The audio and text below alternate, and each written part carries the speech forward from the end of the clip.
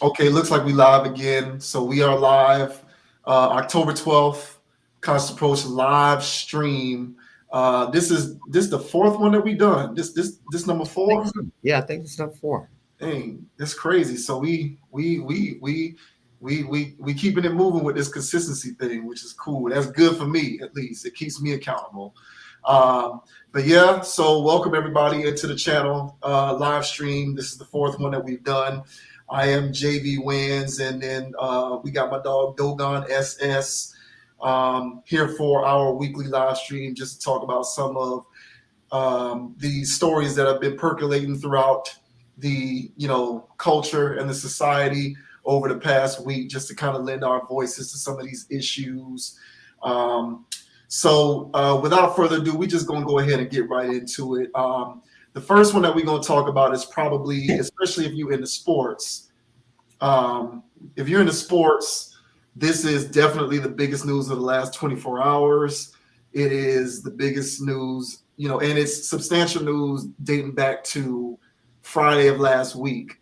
Head coach of the Las Vegas Raiders, or well, I guess I should say the former now head coach Yeah. of the Las Vegas Raiders, John Gruden, tendered his resignation. Although we know what, I mean, we can say that he tendered his resignation, but it was like a "you gotta resign or we'll fire you" type thing.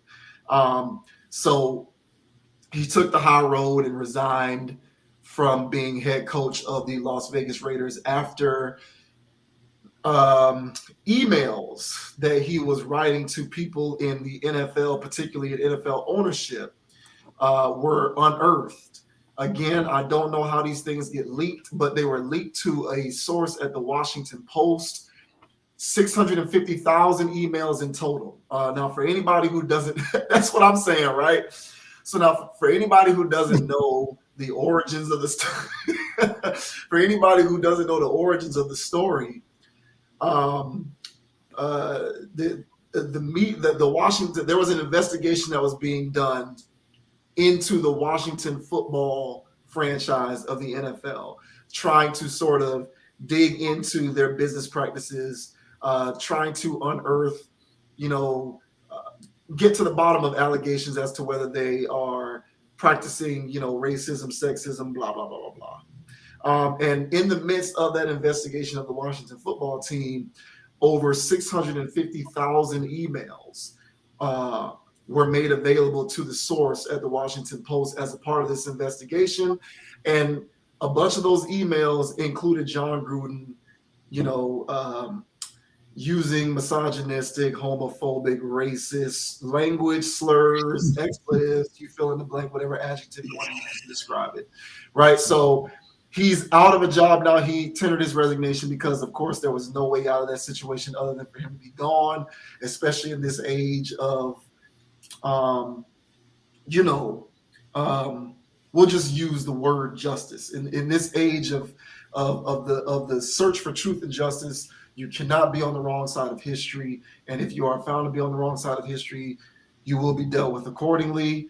So he's out of a job. Now, my thoughts on this particular story, anybody who's ever followed my commentary knows how I feel about canceling people. I don't like cancel culture because more often than not, the advent of cancel culture and people getting canceled usually involves pressure from people who don't have anything to lose being put upon people who have a lot to lose because they work to earn a lot in life. And just as a general rule to myself, it gives me, I don't have the right as someone who has not achieved at the height of excellence to demand that somebody who has worked hard to achieve that be, removed from a job that they work to earn because they expressed ideas that I don't agree with. That's basically why I feel the way I feel about cancel culture. I don't like it. And then also, as an aside, I think that when people express disagreeable points of view, instead of demanding that they be fired or removed, you can use the opportunity as a teachable moment to teach other people who might be like-minded that there might be another way that they can think about this particular thing. And when you fire people to get rid of them, you forfeit your opportunity to do that. So that's generally how I feel about cancel culture in general. Now, one thing that I've always contended about cancel culture is that we as people understand the difference between being reasonable. Well, let me take that back. We as people understand the difference between disagreeable points of view and reprehensible points of view.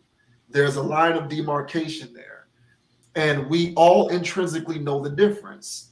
So when someone says or does something that's truly reprehensible, that's when we can go ahead and swing the pendulum in the other direction. All right, maybe this person needs to go. And then when other people say things that you might not like or might disagree with, but are nevertheless disagreeable at the most, but not necessarily reprehensible, I don't like the fact that they end up getting fired. And in my opinion, that's what happened last year with Nick Cannon when CBS Viacom fired him after he said certain things that people perceived to be anti-Semitic. My thing was, all right, well, they were anti-Semitic, but he wasn't necessarily directly denigrating people. He was just ill-informed and ignorant in what he was saying because what he was saying was not true. I don't think that that's a fireable offense, especially when he does not have a history of racist behavior. And I said that, Gina Carano, I think I mentioned her in the last video we did. She was on that very popular show on Disney Plus, The Mandalorian. And she went onto her Twitter and basically equated being a conservative in a free society to being a persecuted Jew during the Holocaust. And you can't do that. Like, it's a bad analogy. As bad as you think you have it as a conservative in America, and I do think that people who have conservative points of view are treated unfairly when it comes to the mainstream media and the social media firestorm. You can't equate your free existence, especially as a rich and affluent person, to someone who was persecuted during the Holocaust. It's an analogy that's not going to fly. Mm-hmm. So I recognize that, but I still didn't think it was a fireable offense because at the most, to me, that's a disagreeable point of view. It's not really reprehensible because she wasn't really being hateful towards people of Jewish descent or people who have anything to do with the Holocaust. She was just minimizing their experiences by trying to equate their experiences to hers. Does that make sense? Mm-hmm. So in those two situations, I was like, they don't need to be fired. Now, Gruden is different. Gruden, when I first saw the story, I said to myself, 2011, he must have said something real bad because I don't like the fact that they about to get rid. Because I knew he was gone. When something like this happens, I already know you're out of there. Mm-hmm. No matter how contrite you are, no matter what kind of spin the Raiders or the NFL try to put on this thing, the seat's gonna become too hot. He's gonna be gone. So I knew he was gonna be gone when the news came down. But my initial reaction, honestly, was 2011. So this is 10 years ago. And this guy is about to get fired for emails that he exchanged 10 years ago. That rubbed me the wrong way. But then I saw what he said. And on top of what he said, it was not just 2011. It was over the course of like 7 years. So it was from like 2011 to 2018. So 2018 is recent, and you've accumulated a body of work enough for us to be able to conclude that this is just baked into your bread. Mm-hmm. You know what I'm saying? Mm-hmm. So, when the fallout came and he resigned, I said to myself, well, that is rightfully deserved because, number one, he has the body of work spanning 7 years to suggest that was a justified action. And number two, what he said was pretty bad.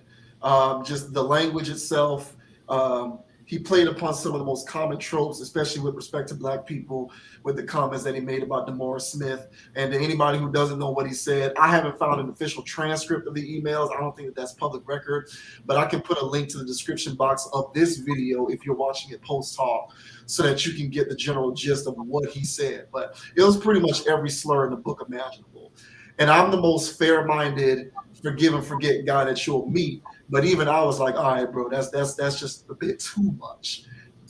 So I understood him getting the boot, and I felt as though it was justified. But I think what's more important to kind of think about with this situation, and you and I touched on this a few years ago when we talked about what Kaepernick was doing and just the overall ecosystem of the NFL. The only reason why this attitude, because make no mistake about it, for you to consciously compose this sort of language in an email, it takes time to think about how you're going to write an email. And for you to sit there, write it, and then send it, you felt very comfortable from your position to be able to relay these sorts of messages to people whom you also believe these people must be like-minded, because otherwise why would you feel so comfortable to send it unless you knew that the person on the other end was someone who would receive the message in kind. So the fact that he did that sort of lends itself to my overall perception, just the way that I've always viewed the NFL specifically, independent of all the other professional sports leagues, in that, coming up watching football, college football, pro football, I always felt that the NFL was just weirdly militaristic. It was just, the culture of football to me was always something that struck me as odd. Like, why is it that all of these other sports have an environment that can allow players to express their individuality, but for whatever reason, when it comes to this football stuff, we're always preaching about the 53-man roster and the locker rooms and the culture of the organization and your teammates. And it's all of this forced inclusiveness with respect to the game itself that always kind of rubbed me the wrong way. And I think the reason why it's been able to persist for so long is because the overall culture of that sport, which extends beyond just management and ownership and can sort of be seen, in my opinion, even within the collective fan bases of a lot of these franchises, is a lot of these people maintain traditional forms of thinking, but those traditional forms of thinking are kind of harmful when it comes to the notion of embracing humanity. Is the most politically correct way that I can put it. And so just to bring it back to John Gruden, him being able to so comfortably express those thoughts in an email and then he hits the send button, I can't imagine, I feel like that particular mind frame and that culture is baked into the bread of the NFL, football in general, but really the NFL. And it stands to reason that the NFL's bad track record with having non-white people in ownership and having non-white people in the head coaching ranks, and especially having non-white people in positions of executive offices, has sort of allowed this kind of environment to persist to the point where somebody like John Gruden can say what he feels in that manner, and at the time not feel as though there would be repercussions for those actions. I think that this just, this points a magnifying glass squarely upon that particular sport. And I'm going to be interested to see whether the rest of those 650,000 emails become public record, because I think it can be a whole lot more people besides Gruden who get exposed by this. That's very fair. I never looked at that angle before, especially that latter part. But yeah, that's well said, man. I was more or less coming from the side of just, let him be him. Like how you were saying, it's part of the culture more or less of the NFL. So I just figured that, this goes on. Yeah, standard issue. Yeah, standard issue. It goes on. And for him to have to resign there's a track record. So it's not just one email, right? So it's a conversation, like how you said, it's baked in, right? Yeah. So since it's his behavior overall, I guess I can understand forcing him to resign. But still, honestly, it's his opinion. As ignorant as it is, it's his opinion. It's not hurting anybody, at least physically. Right. But if everybody that was an institutional racist had to step down, it wouldn't be a lot of people working. Yeah. So yeah. I don't really get why him all of a sudden. Then when I heard he had to back out of that big old contract, And I was like, all right, well, this makes more sense now because he still has 6 years and like 60 million. Yeah, yeah. And so that's gone. Since he's resigned, he forfeited the rest of that contract.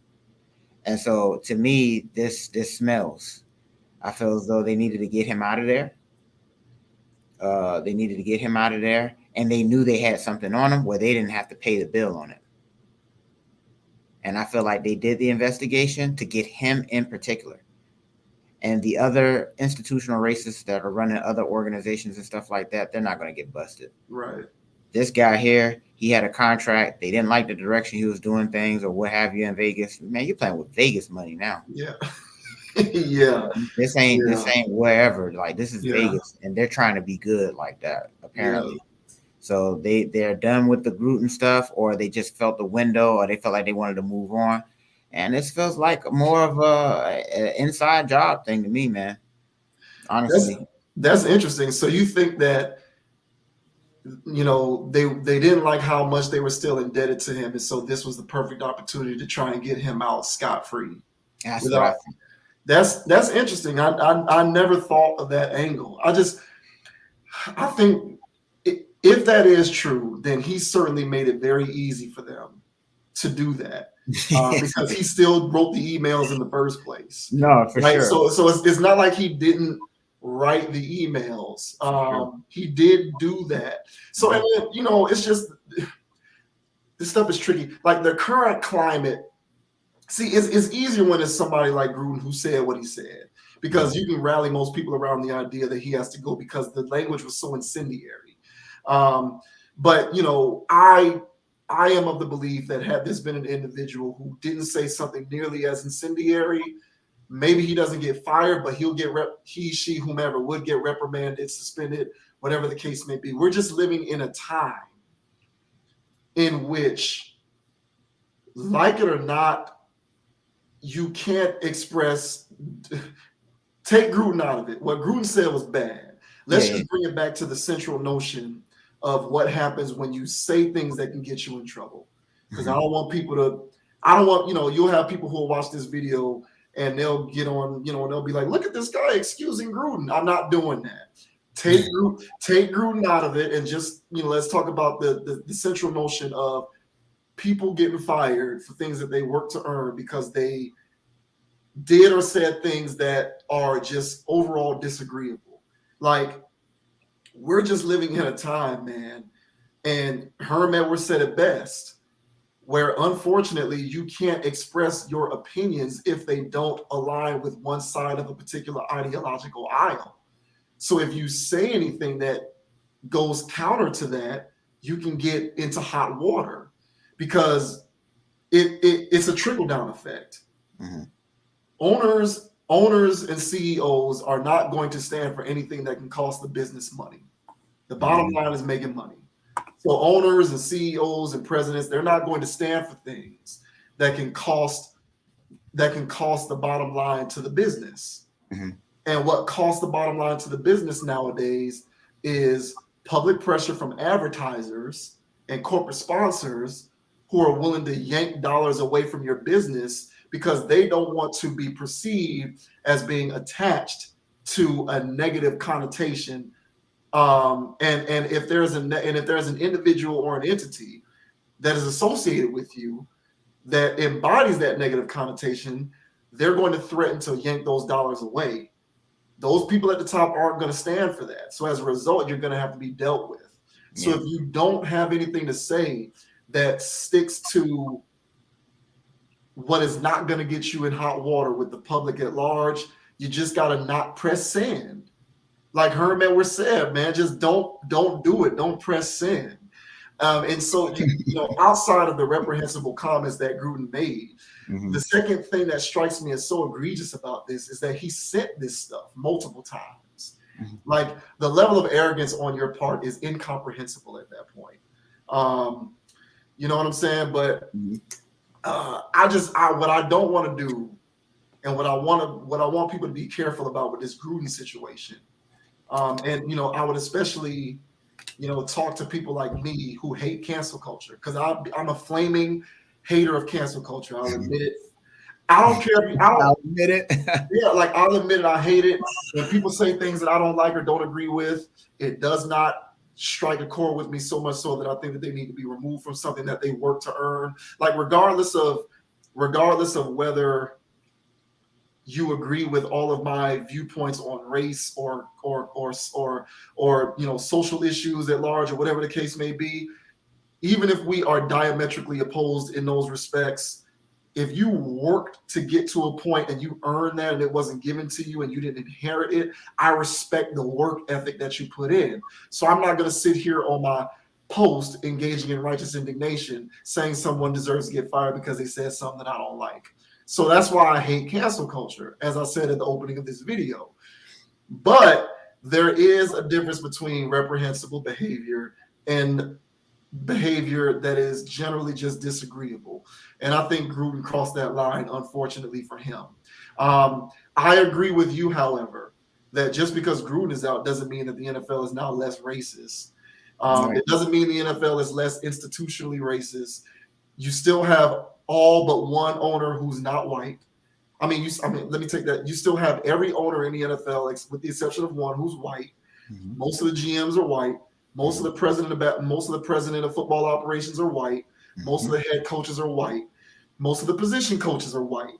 We're getting there extremely slowly, but nevertheless, things don't really start to change until you see people in positions of authority and people in positions of influence who don't all look the same, who aren't culturally and racially homogenized. And the NFL is still constructed that way.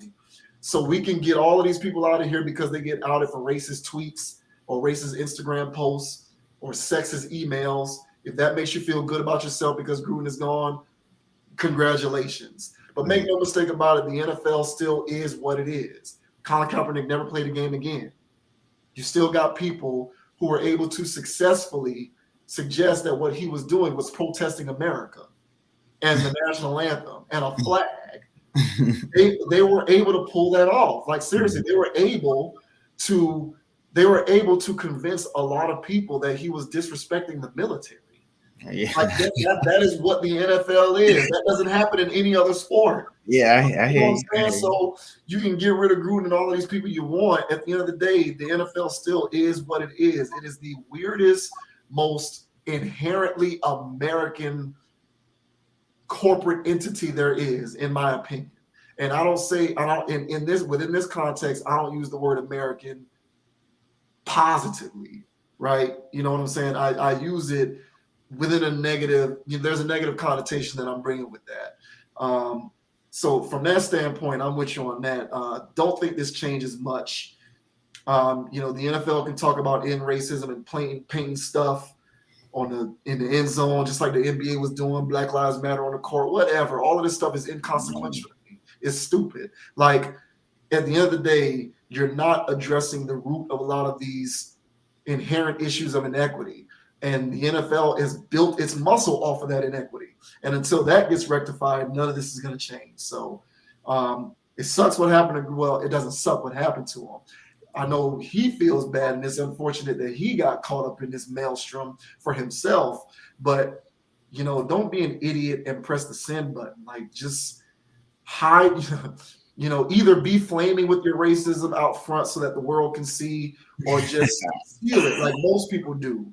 But don't put it in emails, but then be on Front Street in public talking about how you're a leader of black men. That's just stupid. Yeah, honestly, and just the last little tidbit to that, it is wild that he was doing that on company time. Yeah. That's the wild part. Now, if these were private emails, like, man, get out that man business. But if he's doing this from, Raiders.com, he's tripping, bro. Tripping, yeah. and this was during when he was doing the Monday Night Football thing on ESPN. So like, oh yeah, that did span. Yeah, like you in the booth and you're, I don't know. It's just just a lot of craziness going on. But the general notion about the way that we deal with situations like this, in my opinion, it needs constant reassessing. Now this again, we'll go ahead and move on to the next topic. I will say that this particular situation was unique because in this instant, he did cross that line of demarcation. The stuff that he said, even I went, it's like, damn, bro, like you can't go that far. Like just keep it at, you know what I'm saying. But it is what it is. But the NFL folks will still be the NFL, and if you think that the NFL is a better place because John Gruden is gone, I would debate you on that point because I don't agree. But we'll move on from John Gruden, and we will, continue with the next topic, which is, a mainstay at this point in hip hop culture, music. Nicki Minaj, she's on the tips of everybody's lips because of comments that she made with respect to this. So now, correct me if I don't have the story correct. She was on an IG live with this girl here. Now, mind you, before you brought this story to my attention, I had never heard of this person before. Yeah. Maybe that means I'm getting old, or I feel like I'm still plugged in with music, but I've never heard of it. me neither, bro. But apparently so her name is Jessie Nelson. She got a song with Nicki Minaj. They was on an IG live to promote that single. And somehow, some way, they got onto the subject of what we call in the culture now blackfishing, which is also a term that I'd never heard before this story. But based on what I've read on blackfishing, it sounds like we've just called cultural appropriation a new word. It's kind of what like the new word, I guess, is blackfish. But when this was first going on, when people was getting mad at the Kardashians, we just called that cultural appropriation. Right. Correct me if I'm off on that, but that's my interpretation of the whole blackfishing thing. But now she's doubling down and she's really, leaning in on going in on people who are criticizing her for the things that she said, and just, blackfishing in general. So you wanted to kind of, lend some thoughts to this particular story. Yeah, I mean, just hearing about this situation because I've never heard of this Jessie Nelson girl before, and once they said that she was blackfishing, I'm like, blackfishing, what's this? So of course, like you said, I mean, I had to look this up, and me looking at it, like you said, that's okay. Yeah, it's just cultural appropriation, right? And they're upset with her that some people was comparing scenes in the video because in the video there was like. The Nelson girl was darker than Nicki in some areas, like, because she was so tanned up or what have you. Right. And when I saw the live stream, I didn't know what was going on. I was like, oh, okay, Nicki on with Lil Kim. I thought this was Lil Kim. Let me share this video, bro. I was like, oh, okay, that's what's up. And I was like, that's not Lil. What's going on in there? You know what I'm saying? And it was like, oh no, that's Jessie Nelson. I was like, who the hell is this? So hang on. I'm gonna show you the this window. Oh man, it froze. Hold on. Can you still hear me, Jay? Yeah, I can still see you. All right, man. Yeah, this ain't bad and funny, so I ain't gonna share it. But yeah, man, she was looking like I said, okay, this Lil Kim, all right. But then I was like, oh, this Jessie Nelson. So I had to do my background on her. I was like, oh wow, she's white. Right. Yeah. And then, but nowadays, man, when everybody's just who they want to be, what's the big deal? And so, when will cultural appropriation end? It won't. And by this point, if you're not taking it as flattery, I don't know what to tell you. Yeah. Go ahead. Yeah. And I take it as flattery.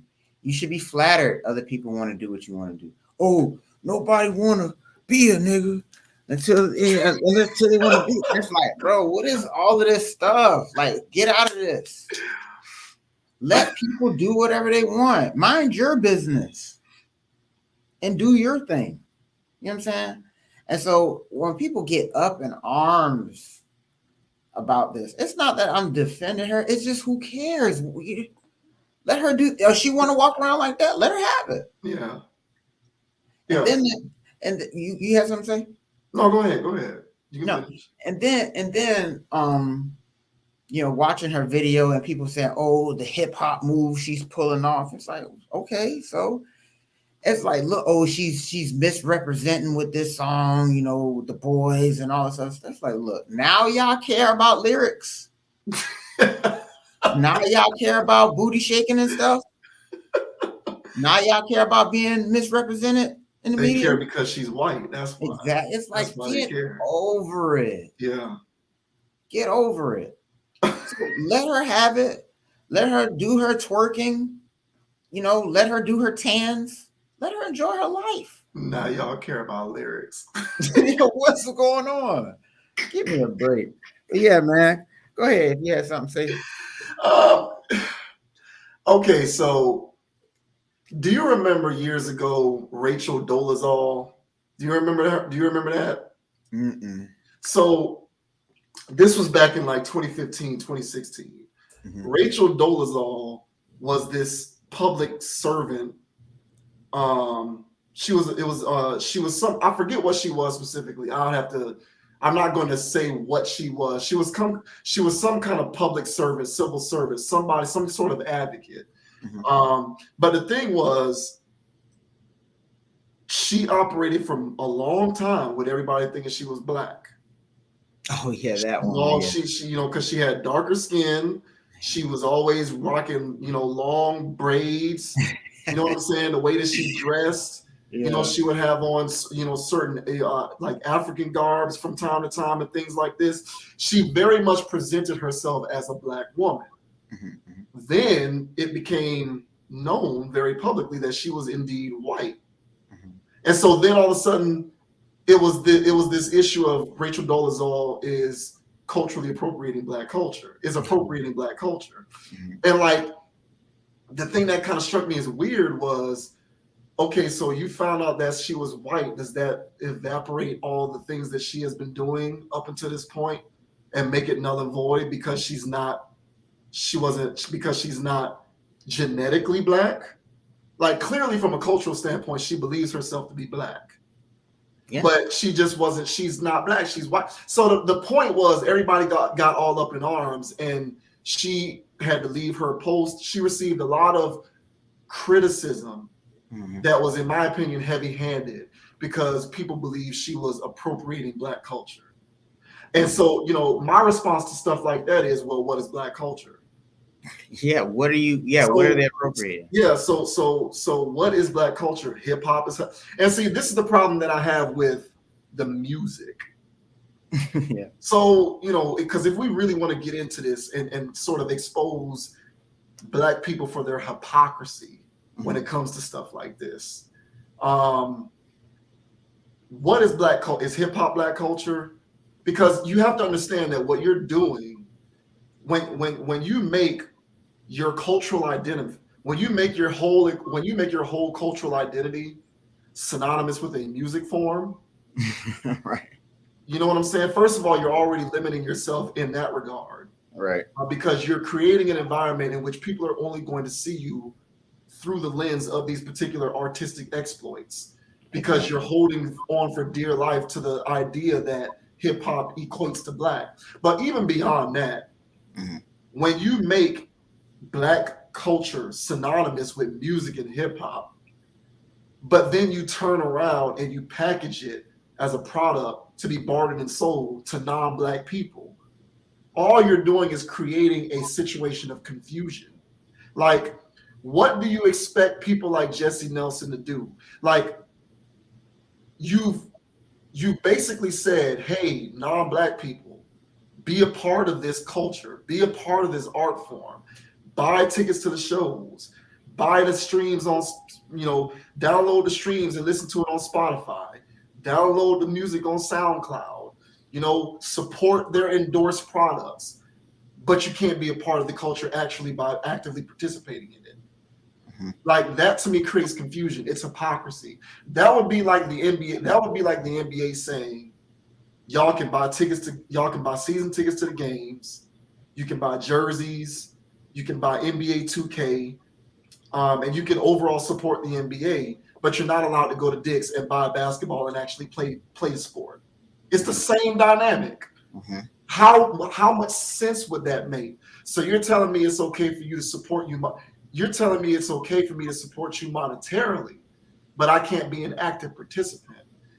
And like, and I grew up on the music, so I'm not trying to say that I don't like the music, but I think that I have been uncomfortable Mhm. with the fact that Black culture has become so intertwined and synonymous with hip hop culture and the music, because you're sending people mixed messages by making you're giving off the impression that the culture is for everybody, because you're selling it to everybody. There's nobody at these shows but white people, because they're the only ones who can afford to go.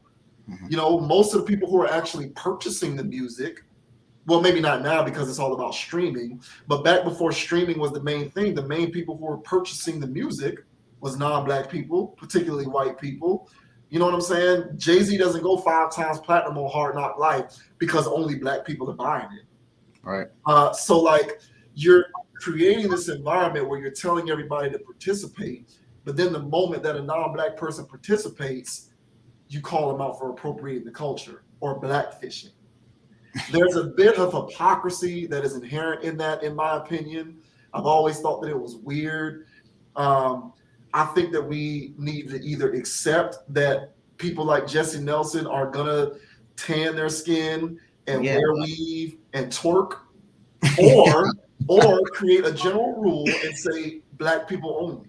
Because unless you're gonna say Black people only, you're going to have to get over the fact that non-Black people are going to want to copy what you're doing, because you're selling them the product and telling them to buy it and be a part of it. Right. So that's my general sense about this whole blackfishing thing. Like, what are we doing? Like, and just as an aside, Nicki Minaj looks less and less like a human being with each passing day. Like, what are you doing? Like, I'm sorry, but when she first came on, she was not that light. She wasn't. She got some shit going on. Like, I don't know what she got going on, but her face doesn't look human. Nicki, what are you doing with your face? What are you doing with your face? You're stretched crazy. Like, what are you doing with your face? Right, bro. Once you start, you can't stop. Like, I don't get it. Like, no man is gonna look at Nicki Minaj and say, I'm not gonna smash because she ain't light enough. Like, I don't understand what.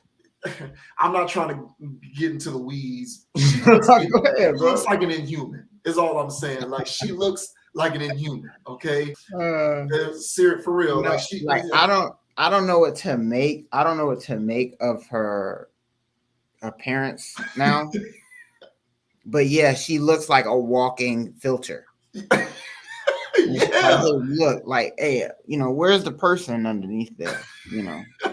She has this strange dynamic going. And so, but it's not going to stop. So, I mean, she's going to be looking like she's going to constantly be getting done. Whatever that is, she's going to constantly be getting it done for her life, honestly. Yeah, like, it's just so much pain on her face. And I'm not opposed to makeup, and people want to beautify themselves. I'm not against that, but she just looks less and less human. I guess she really took the whole Barbie thing seriously.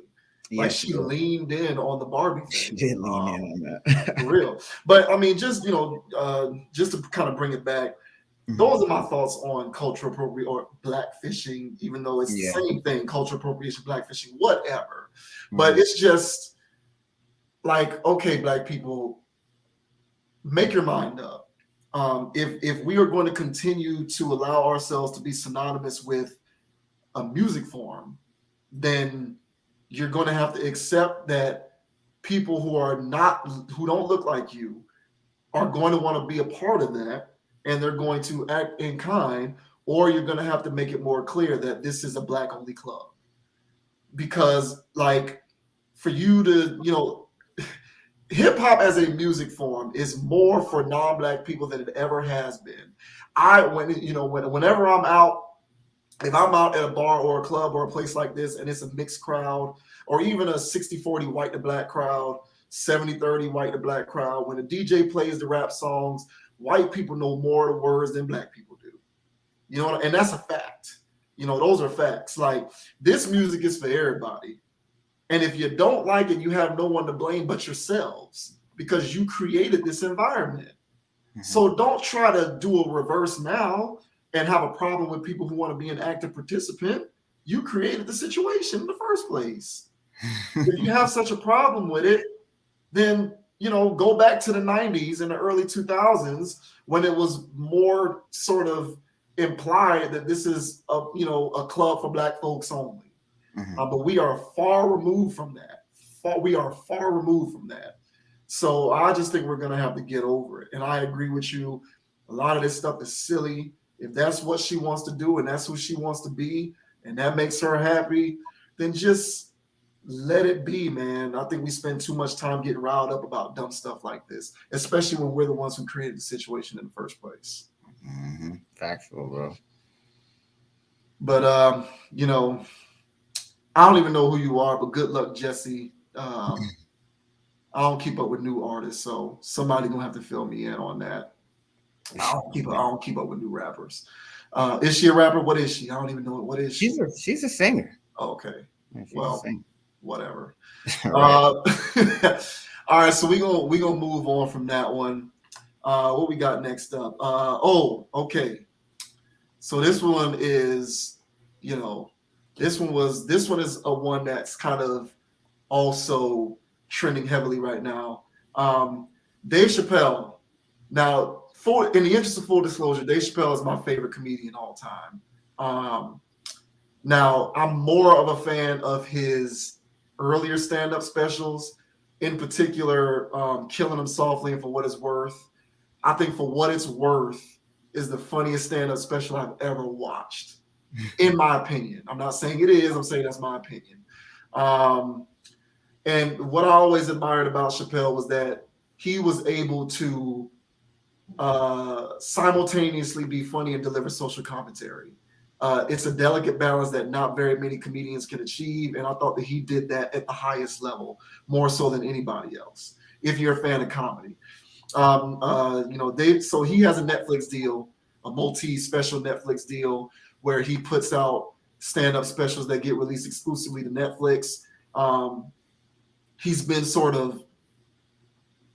been involved in conversations leading up to this point because he has certain opinions about LGBTQ people and trans people. And of course, LGBTQ people and trans people and SJWs don't like it because Dave Chappelle is not afraid to, include trans and LGBTQ people in his jokes and make fun of them for their LGBTQ-ness and their transness. And LGBTQ people and trans people don't like it. And when you sort of push back on a person as bullheaded as Dave Chappelle, all he's going to do is double down and get even worse with the jokes and the insults, if you perceive them to be insults.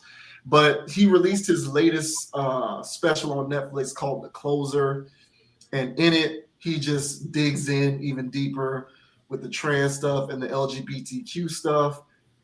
I guess, if there's a way for me to sum it up, Chappelle, when it comes to notions of family values, is more of a traditionalist. He sort of clings to the idea of man, woman, male, female, masculine, feminine. He looks at gender and sexuality as strictly binary.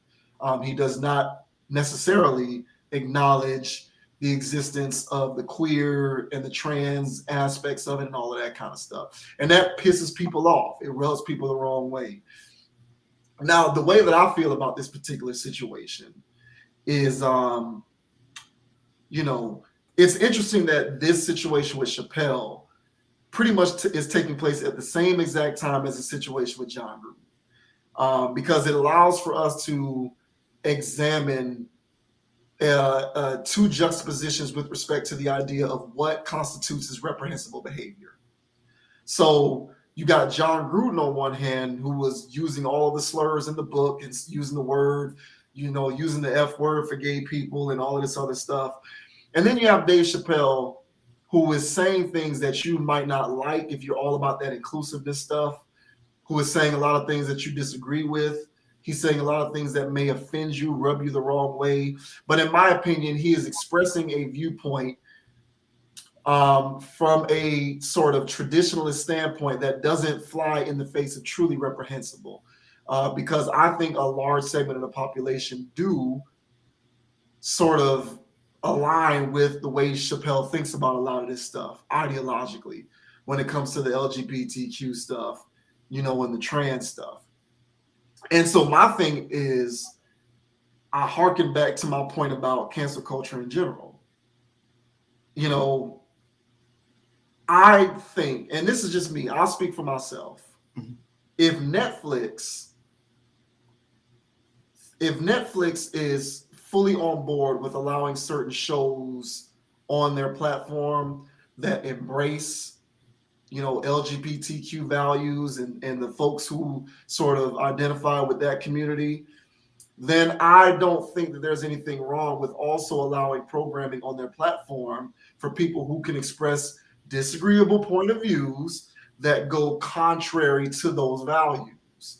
At the very least, it allows for an opportunity for us to have dialogue and discourse so that you can perhaps show somebody who might think one way, maybe there's another way for me to think about this. If you remove Chappelle from the equation altogether, that opportunity is lost because you're just sort of enveloping your platform in this uniform standard of all LGBTQ, all trans, all the time. And I'm not speaking for Chappelle or defending his ideology. I'm going to plead the fifth on that. I'm going to plead the fifth on how I feel about all of that stuff. But the point that I will make is, I don't think it's the worst thing in the world for a content hosting platform as big as Netflix to say shows like Sex Education and all of these other shows that sort of embrace and sort of say this is what LGBTQ is all about. It's basically in celebration of it, you know, being hyper inclusive. I don't think there's anything wrong with doing that. I know I'm making up phrases. I don't think that there's anything wrong with doing that, but I also don't think that there's anything wrong with saying, hey, put Chappelle on there because he has his views about all of that kind of stuff that runs contrary to that.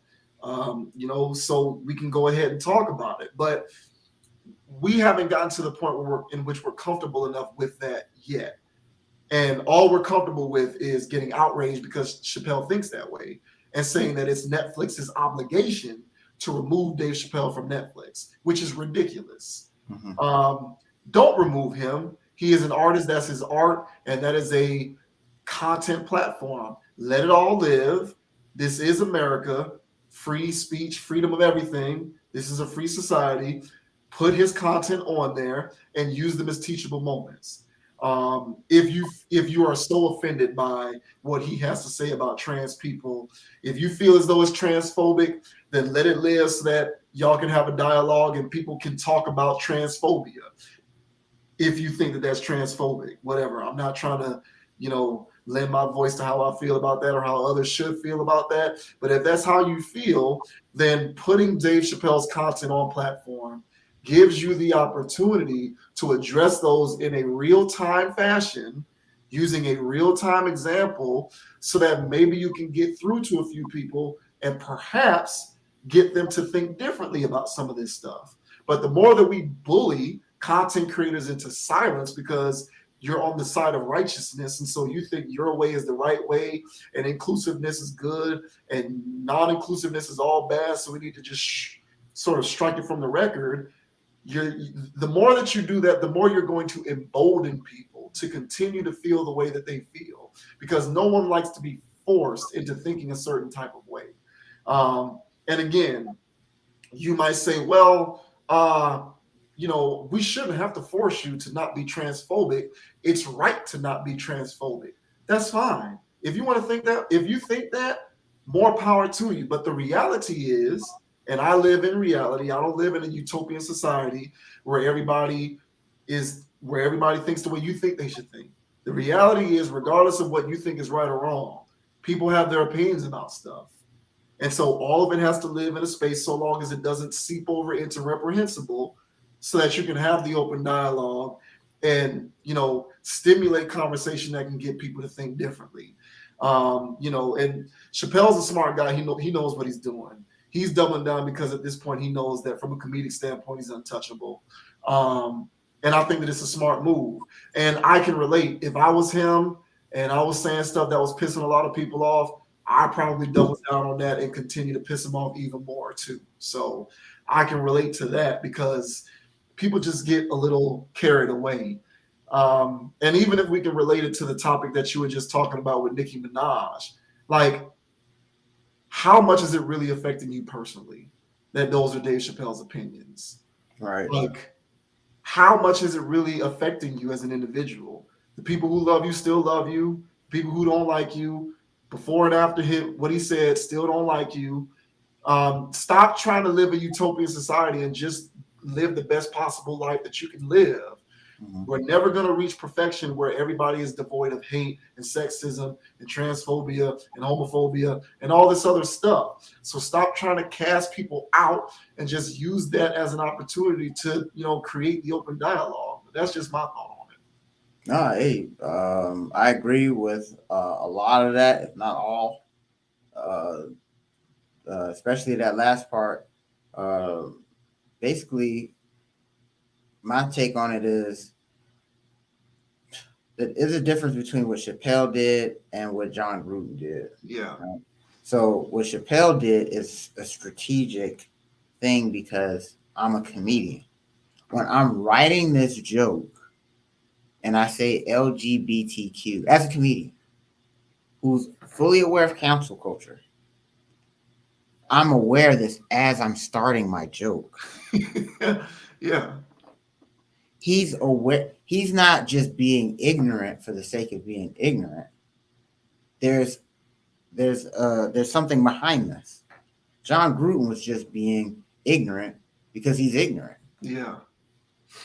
And like how you said, Dave Chappelle, what he does typically with his art is a way of making social commentary that stings a bit, but it's funny how he tells it because it makes you think about it in a way you never thought about it before. It's like, wow, I've never really heard that concept out loud like that. And so now that you say it like that in joke form, ha ha ha, that's funny, but damn, let me think about that. Exactly. And so when he wrote this joke, you don't think he thought that people were going to get outraged? This is all a part of it. Like, why else log in and watch the Netflix series? Oh, Chappelle's on there? All right, cool. Hey, you talking about LGBT? What? What do you say? Those views are skyrocketing. This is all about metrics. It's a publicity stunt, in my opinion. Oh yeah. And a genius one at that, because he's just being a comedian. Hey, what you gonna attack a comedian? Come on, man, I'm a joke. Ha ha ha ha. Right? You can't get mad at me. So I find it hilarious. So just like now, all right, shoes on the other foot now. When Lil Nas X is out there, Lil Nas Xing and trolling everybody because he's doing it on purpose, just so people can get mad. And then people get mad. So when Lil Nas X is doing it, it's all love for the trolling of it. Right. To create dialogue, as somebody said. Yeah. So same thing for Chappelle. He's just doing it on the other end of the spectrum. And they're up in arms now. Yeah. So my take on it is Chappelle just being Chappelle. I saw bits and pieces of it. He was being Chappelle. He was. That has been him ever since he came back into the limelight. Ever since he ended his self-imposed exile. This is what he's done. This is honestly, new Dave is like new Gucci to me, bro. Yeah. Like I really was rocking with old Gucci, man. I was really rocking with old Gucci. Then he cleaned himself up, and it was like I like some of these, but then I was like, they're good, but And so it's kind of like the same thing with Dave for me. You know what I'm saying? Pre trip that no, not even pre trip to Africa. I don't know what pre this new stint he's on. Yeah, You yeah. know, Big Dave. All right. So Big Dave, to me, he's small Gucci. It's the same thing where it's just like, what's going on here? Like this not the same type of stuff, but nevertheless, it's punchline after punchline, offensive after offensive after offensive. Of course, it's like South Park writers. You're going to get it. They give it to everybody. So it's your turn now. Dave's not going to turn the blind eye to you. So I just look at it as just Dave being Dave, his art being the art that it is, just rocking and roll and laughing at people who get upset. Yeah. Laughing at it. Yeah. I agree, man. And it's just, to quote Tracy Morgan, you know, Tracy Morgan said, I think it was I think it was called Black and Blue. Tracy Morgan had an HBO special years ago, and he was talking about this was before the current climate where you could still kind of do this and not get embroiled in controversy. And Tracy Morgan was doing a bit where he was talking about gay people, and he got to a part of the bit where he was talking about how people give him backlash for putting gay people in his jokes, and he was just confused because he was like, well, if you can take a dick, you can take a joke. and my and my thing is like, listen, we're in this situation where people are trying to just strike everything from the record. So we're trying to make corporations vanilla. We're trying to make comedians vanilla. We want everybody to stay within the white lines because everything now is offensive. So, Tracy Morgan was just saying, like, why can't I talk about gay people? We've been talking about black people for years. Y'all been laughing at that. So I can't talk about gay people and gayness in my jokes. Take the joke. That's what that's what comedy is. What are you getting mad about? Right. But there's just this heightened sensitivity because everything is an ick, transphobic, homophobic. If you make a gay joke, you must hate gay people. And it's like, well, I've been making jokes about black people as a black comedian my whole life. You calling me a self-hater? No one ever said that when Richard Pryor and Eddie Murphy and Chris Rock was, talking about black people in all of their jokes. Chris Rock talking about how you don't get a cookie because you take care of your kids, and you don't get a trophy because you ain't in prison. Like, those are jokes that play upon basic tropes about black people. Nobody batted an eye. Everybody laughed at those. Mm-hmm. So, and those are aspects of black society that are destructive towards the flourishing of the black community. Imprisonment, single parent households, all of these other things, right? But they're funny because they're baked into the soul of what America finds to be comedic. But now, because we're in this new age of social justice and you can't make fun of people because it's all about accepting them as they are, if you include them in your bit, now it's a problem. You're being hateful or intolerant. Mm-hmm. Like, it's crazy what we're doing. And I hope Chappelle comes out with his next special and does nothing but LGBTQ jokes. I hope he does. I hope he goes all in on his next stand-up and it's all trans jokes. Oh no. Just double down, bro. No, because like people with their offensiveness annoy me. Like it's annoying. And let me say one more thing about this. Seriously, and this is important, right? So one of the reasons why Chappelle doubles down on this is because, people come at him and they say, why are you doing this? Can't you see how hurtful it is? You as a black person should know better than to joke in this type of way about a marginalized group because you come from a marginalized community. I hate it when black people I hate it when people try to equate their suffering to that of the suffering of black people, as if they're somehow equitable. That drives me crazy.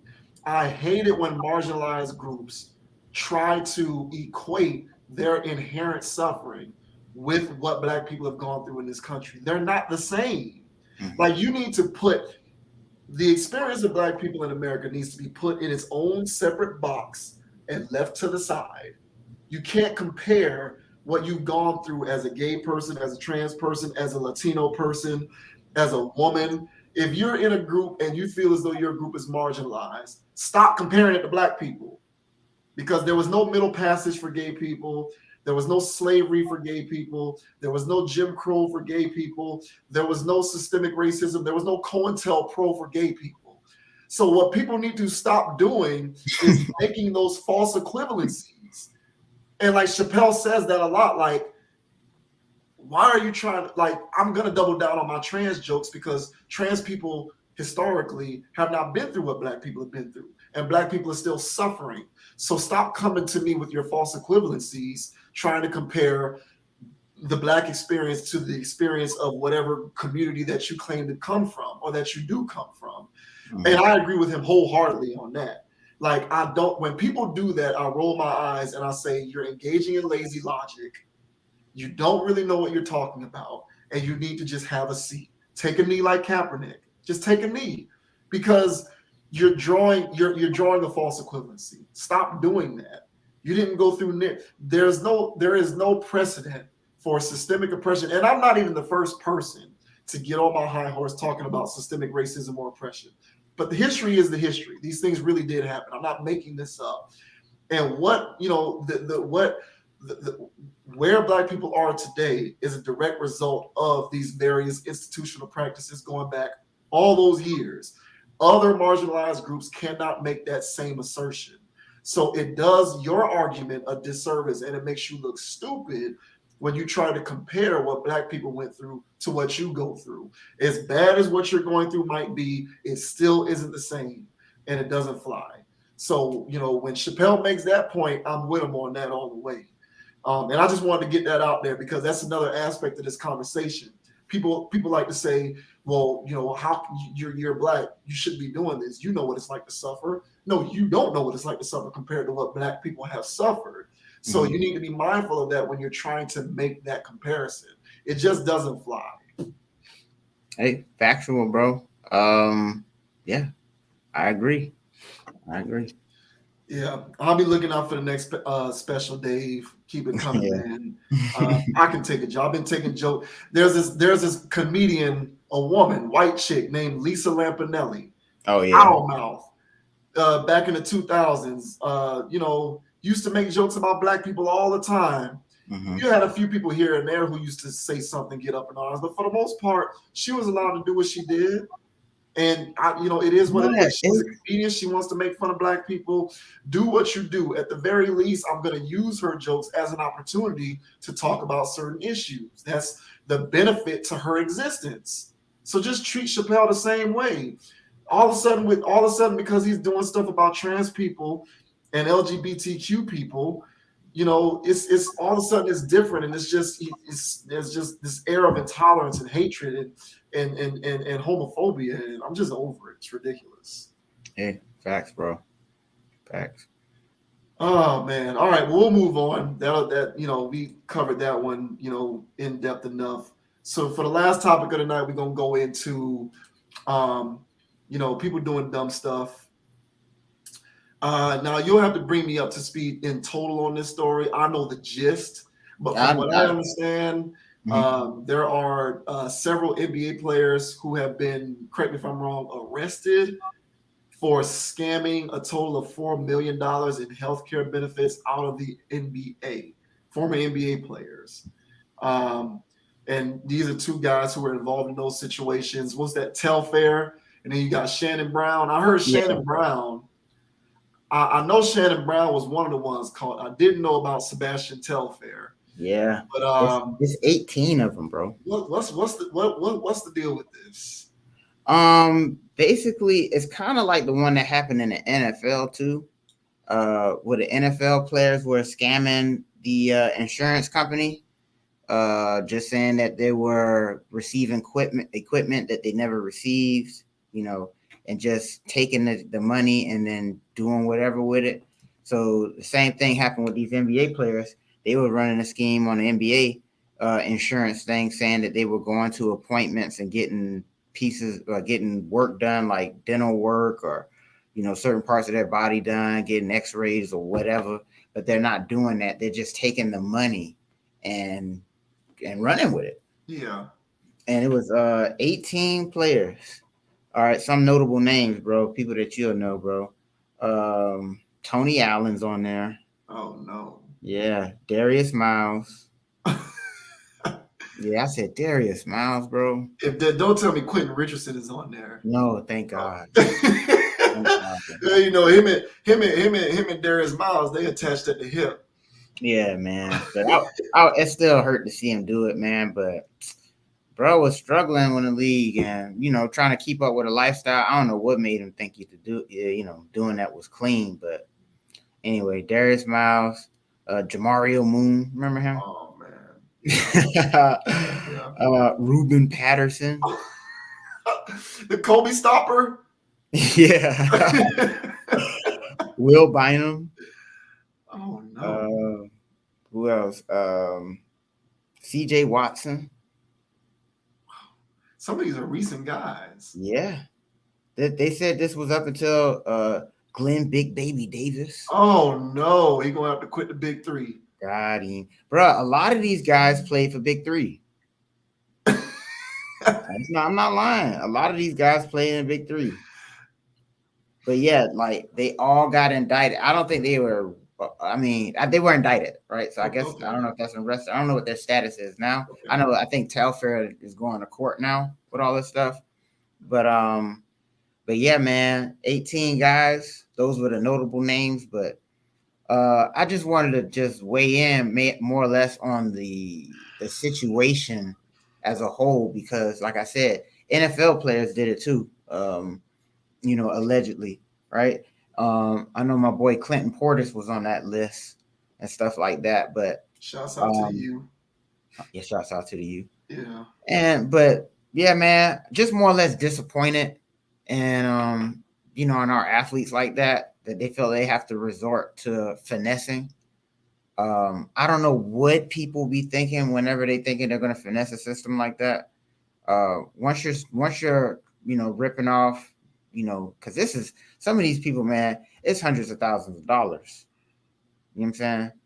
And when you've defrauded that much money, man, that's wild stuff you're looking at. You know what I mean? That is. Yeah, that's wild stuff. You're talking big time felonies. Those are felonies, man. You know what I'm saying? I don't know if that'll be the white collar kind. I don't know if you serve less time somehow magically because you did that. I don't know how that works. But nevertheless, man, like more or less just disappointed in our athletes, bro. And seeing the guys that did it, you see him on the list, and it's like, I can see him doing that. I can see yeah. Oh yeah, Sebastian Telfair. Okay. Yeah. That's not an indictment on those dudes, but they, once they said Ruben Patterson, I was like, oh yeah, I think guys had an option, and these were the guys that said, I'll do it. You know what I'm saying? Yeah. I absolutely agree. Yep. And I think a lot of guys had the chance to say no, and they said no. But these guys are the kind of guys that don't say no to stuff like that. And but yeah, man, just disappointed overall, man. With the NBA players and the NFL players, man. I guess living beyond their means is when they were in their careers or what have you, trying to keep up that lifestyle still. Man, I don't blame them, man. You know what I'm saying? But if they weren't, investing in assets and doing the right types of things with their money, of course, they're going to be in this position where they feel like they have to steal, tens of thousands of dollars. But, my boy Tony Allen on that list was disappointing. That's sad. Yeah. Yeah, that's unfortunate. Yeah. Yeah, because I don't know what that's going to do for his standing with the NBA as far as, because, the NBA is a fraternity, bro. They get weird on people. You know what I'm saying? And so hopefully they don't get weird on him. But yeah, man, just more or less disappointed. You know what I mean? Oh, yeah. I guess it's no coincidence that all of those guys, well, you didn't name all 18 players, but the ones that you named were marginal players at best in the league. Yeah. And, and are either retired or in the big three. Yeah. I don't, obviously that's not a coincidence because great players or even good to great players, if you're at least good, well, I mean, CJ Watson was good. See, yeah, this whole thing was kind of weird. I mean, Tony Allen wasn't an offensive genius, but he was a prominent player in the league because of his defensive ability. So I would even say he was good. Yeah. But it's just I don't think it's a coincidence that great players, if you will, don't constitute this list, right? Right. And it speaks to I'm not going to argue causation, but I'll definitely argue correlation. I do think that there is a correlation between the respective careers that these guys had and the fact that they are in this particular situation. Because I think whatever it is that is inside of you that gives you the drive and the work ethic to become a great player is the same sort of behavioral characteristics that can allow you to not make the decision to get involved in something like this. So I definitely think that there is a correlation there for sure. We often spend a lot of time dissecting how is it that certain guys, like, you see this all the time in the NFL. When certain guys mess up or do dumb stuff, you'll get one of these gas bags on the radio or on TV who will say, well, Tom Brady would never do that. Well, no shit, Sherlock. Like, Tom Brady's built different. Like, whoever, like, people who are built with the right stuff to achieve at the height of excellence are also, they also retain the same judgment and character and behavioral traits to not make poor decisions.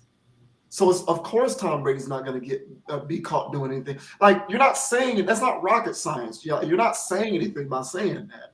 No shit. We know that. Tom Brady's made of the different stuff. You'll never see LeBron on no list like that because LeBron had the intestinal fortitude to make himself into one of the greatest players ever. And obviously, if you're one of the greatest players ever, you're going to be good financially. And if you're good financially, you don't need to defraud a healthcare plan. So, like, clearly, this is a situation in which you're dealing with people who, overall, they are made of stuff that would suggest that they might make this kind of choice, right? So, but I agree, it is sad and it's unfortunate. Out of curiosity, are there any white players on that list? I don't think so. That's what makes me even more sad. It's disappointing because, like, you say to yourself, like, I'm a firm believer in the idea that the key to freedom is financial freedom, economic freedom. I believe that that's the freedom that's the key to freedom in life. The reason why Black people mostly are disproportionately, the reason why Black people are most susceptible to things like racism and police brutality, if you will, is because Black people most disproportionately comprise environments in which you're susceptible to those types of things. You're in that ecosystem. Therefore, you can be victimized by those things. And so the key to being sort of put in a position in which you can't be victimized by those things is if you are able to remove yourself from those environments.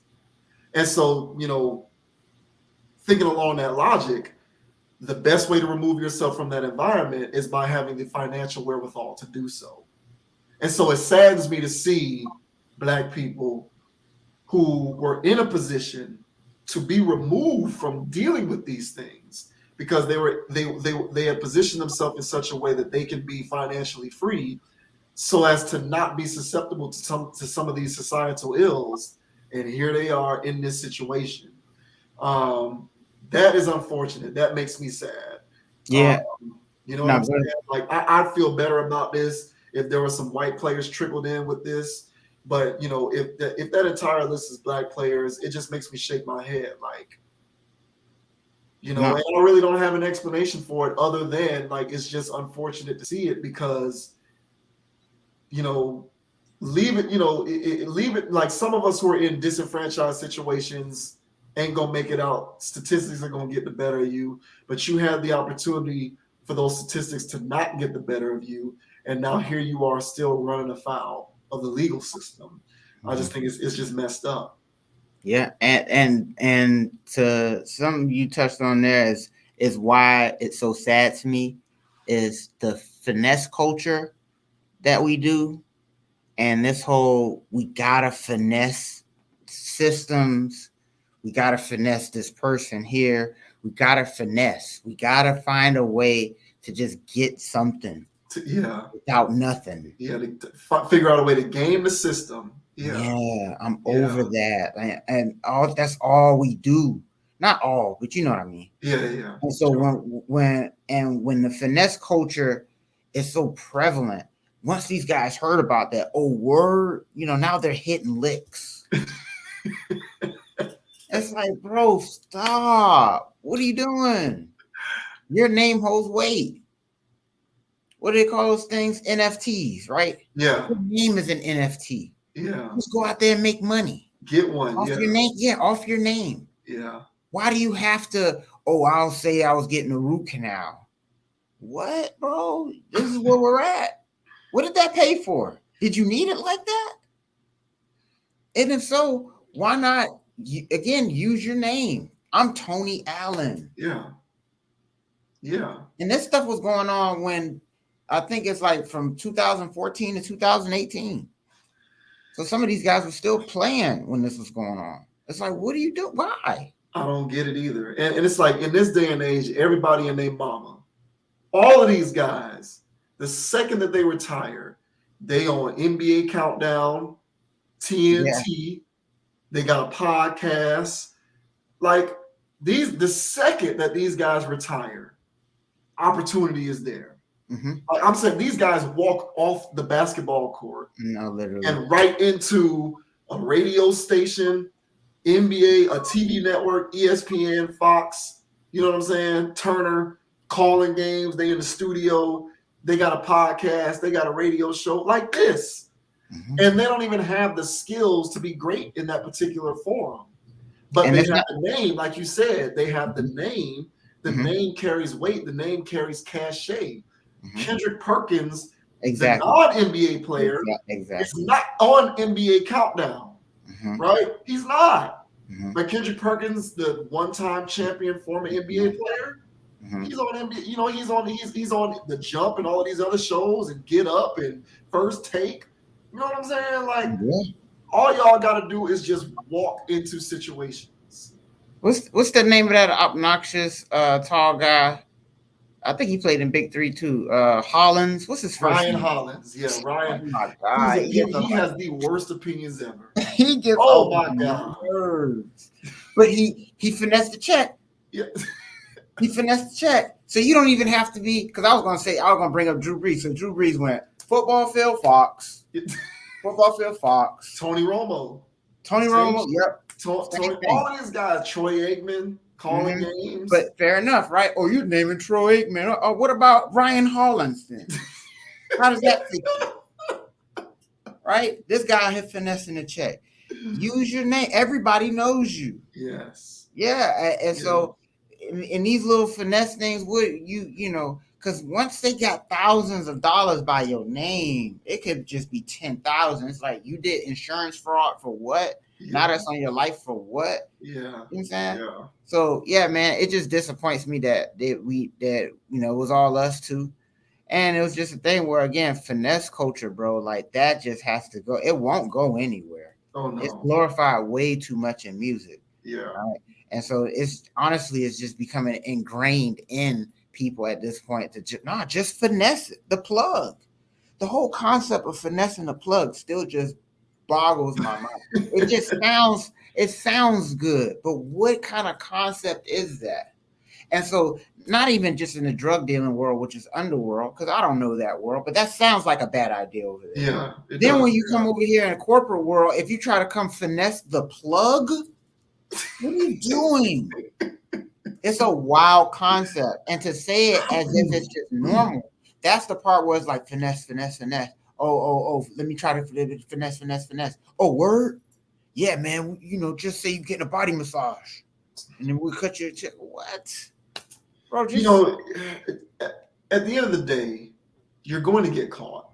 Yeah. Like, so what, you just gonna have a good run because you know you're gonna That's get what I'm caught. saying. I Like don't get like you know you're gonna get caught, right? Like it. you're going to get caught.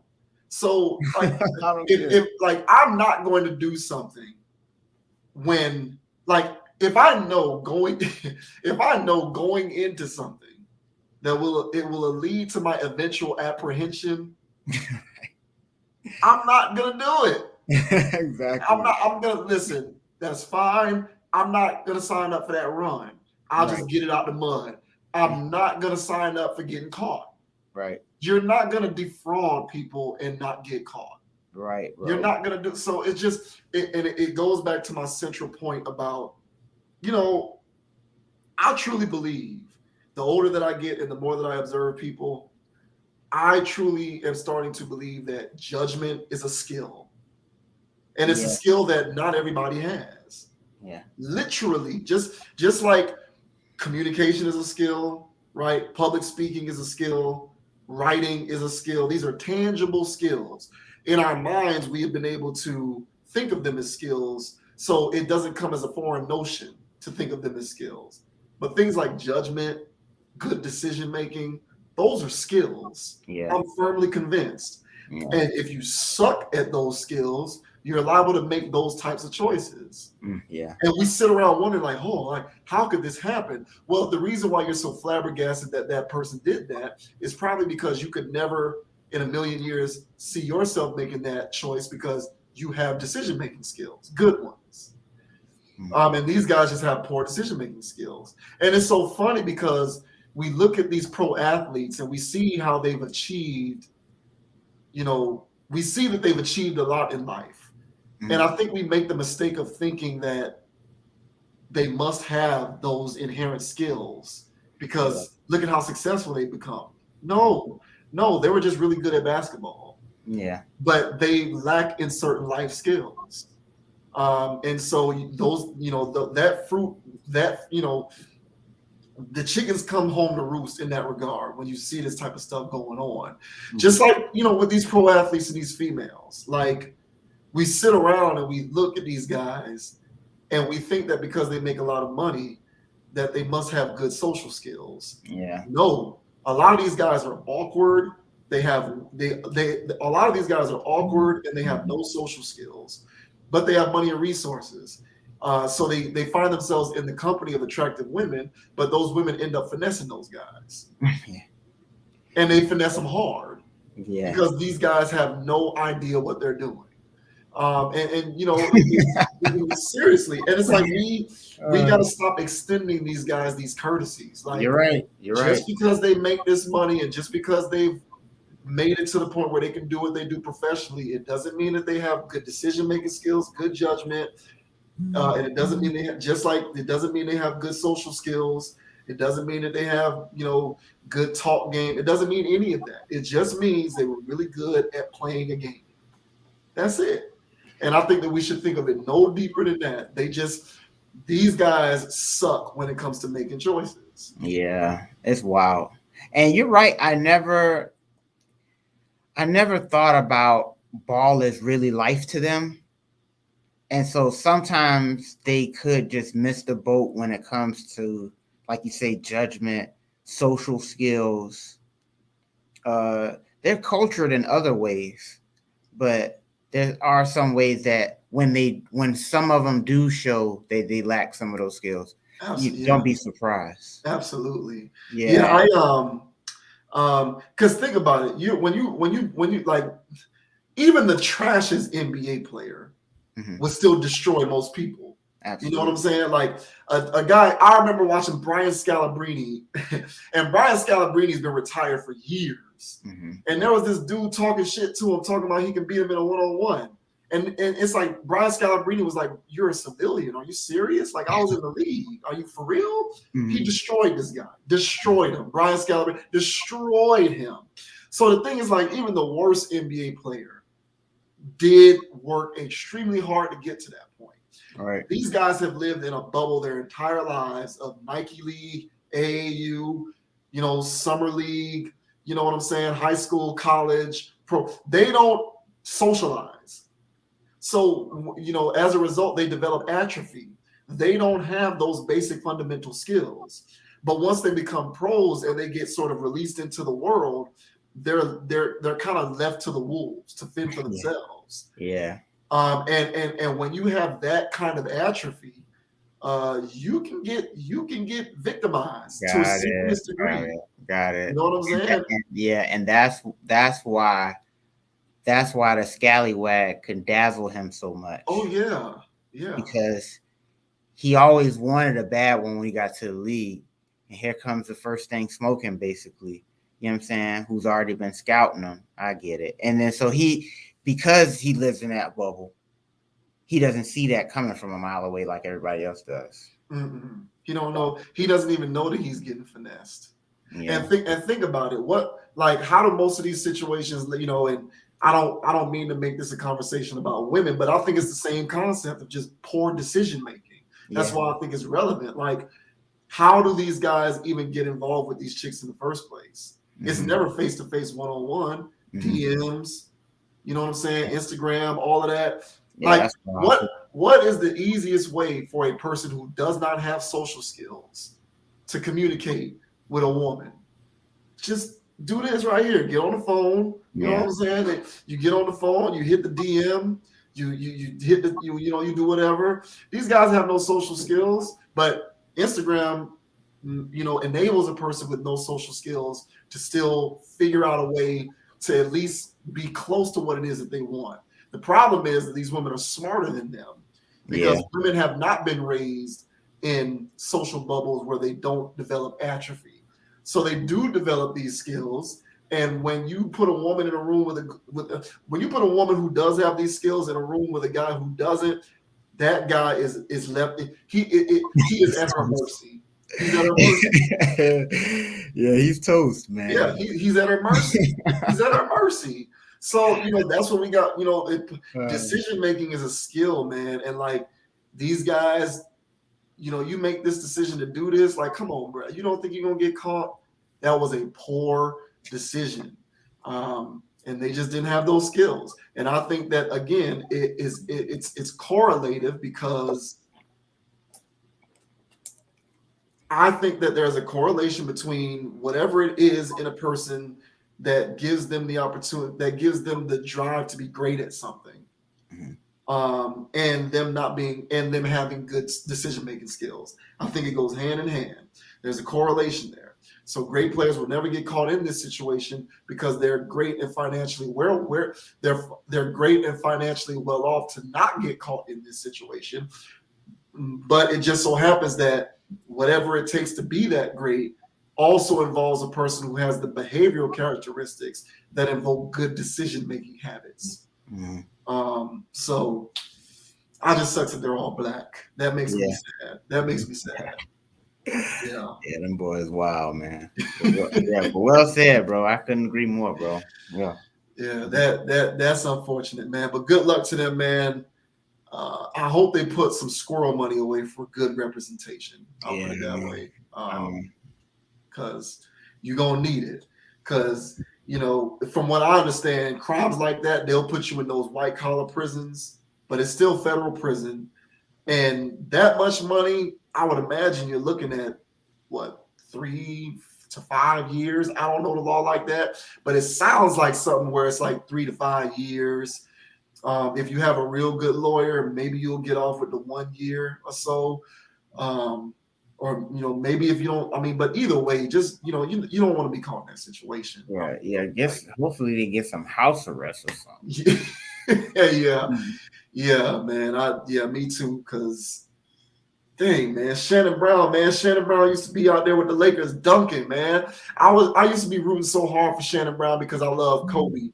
Yeah. And Shannon Brown played on the Lakers with Kobe. So I wanted Shannon Brown to play well because the more people played well, the better the Lakers had a chance to win. I used to be rooting crazy for Shannon Brown coming off the bench. Yeah, me too. I mean, man, ever since high school, I was following guys since high school. So it's like, yeah, man, all right, cool. You know, Shannon Brown. Then, you know, things get wild out here, bro. So it's kind of like what we talked about earlier, man. He got caught up in the wind, bro. Yeah, he did. Yeah, he got caught up in it. And then now it's just like, man, this guy makes the news for the wrong reasons now, bro. It's just, yeah, I used to cheer for the man, though, man. Yeah, he should have stayed married to Monica. Yeah, right.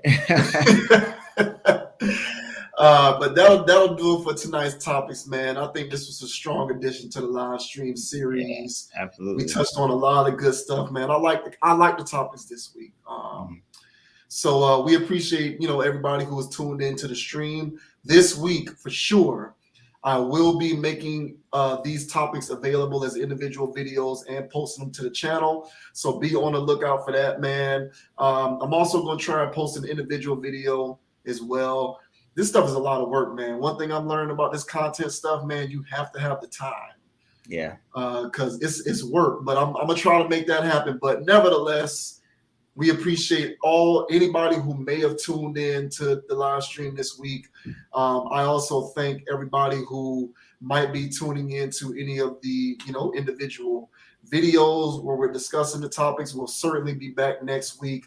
I am JV Wins. This is my boy Dogon SS. You can find me on Instagram at JV Wins, JVWINS. You can also find me on Facebook at Javis Ogden, JAVIS OGDEN. I'm also on Twitter at Javis Ogden there as well. Check out the website, consciousapproach.com. That's where we house the full content library. You can also follow Conscious Approach on Instagram at ConApproach, CONAPPROACH. Conscious Approach, we also have a Facebook page as well. We get a lot of activity on the Facebook page. So like the page, Conscious Approach, wherever you're watching this video, whether it's Facebook, YouTube, wherever, hit the like button, hit the subscribe button, hit the share button. I certainly appreciate the support. We try to encourage everybody to support that logical content because it is sorely needed. So I definitely appreciate everybody's support. We're going to keep cranking out all of these videos each week, man. I have a blast doing a live stream. So, I'm definitely going to keep going, even if we only got 0 views in all the videos. But, that's not the plan long term. But, for now, man, we just cranking out the good content. We're doing some good stuff. So I appreciate everybody for tuning in. Word. And yeah, you can find me at Instagrams, right? Dogon_SS. It's Dogon, right? Dogon _SS, right? Then YouTube, right? You can just go ahead and put Dogon SS in there. All right, check out the videos that I have on there.